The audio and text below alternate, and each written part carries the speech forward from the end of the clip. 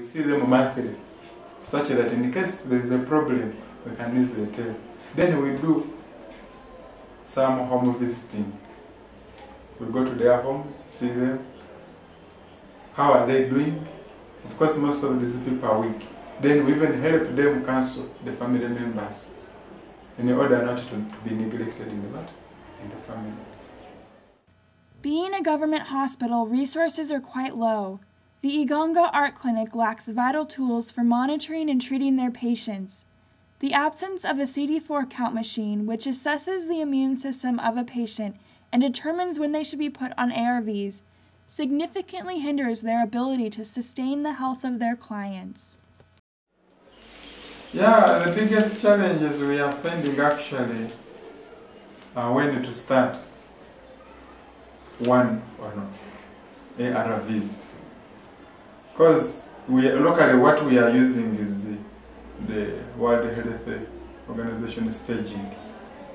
We are doing this work depending on clinical presentations, which is actually not happening in the US. Because like in the US, I think one would not start ARVs before his CD4 cell is tested.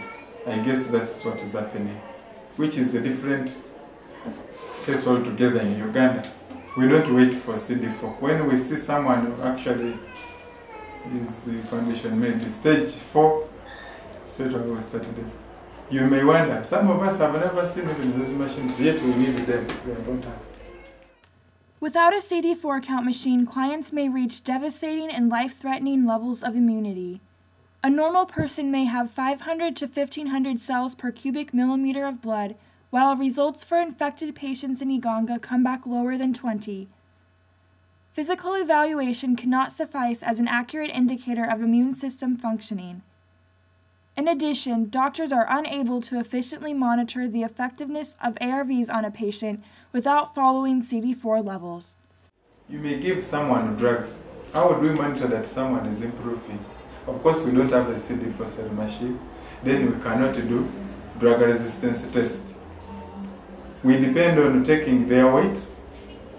Say, for example, one came 6 months ago and was weighing 45 kilograms.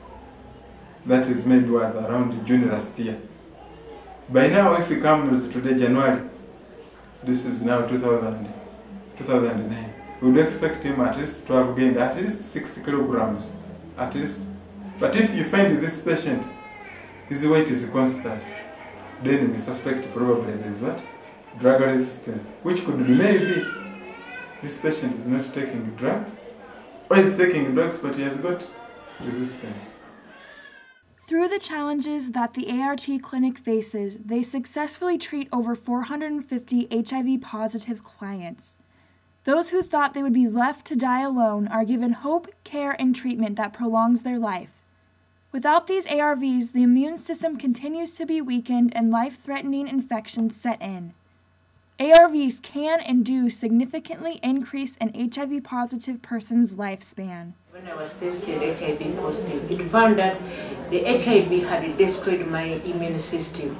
My CD4 count had gone as low as 37, so I was started on the ARVs. That is in 2001 July. When I started on the ARVs, it improved my health status, and I've been taking it up to date. The ARVs improved my health status by giving me back the strength. I was very weak, I had lost weight, but now I started putting on weight, I gained appetite, I became now productive, I could do my work as I used to be. I am no longer irritable, I'm happy, and I enjoy everything I'm doing. When one is started on ARVs, if maybe one was weighing 45 kilograms, by the time he comes, you see this patient's weight rising. 45, next time it comes 47. Even in the general health, when we look at this person, it is improving. One who is not to eat, you find that this person is eating.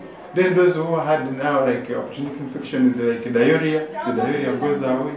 One who was coughing, was vomiting, maybe those who had the oral thrush, it disappears.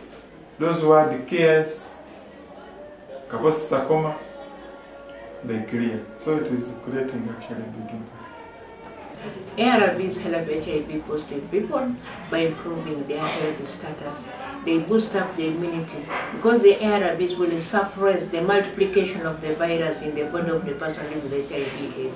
That means that the CD4 count will increase and the virus will become dormant. It will not be able to multiply. The person who is infected will gain appetite, will gain strength, will start looking nice. The skin, which if it was rough, will start looking nice, and the person will become again productive. He can resume his duty, go back and work, and become so productive and a promising person for the nation. With limited resources and staffing, the work in government hospitals is demanding. However, with a vision to see all HIV persons on treatment and the mission to end suffering from HIV, they fight on, gaining motivation from each life that they save.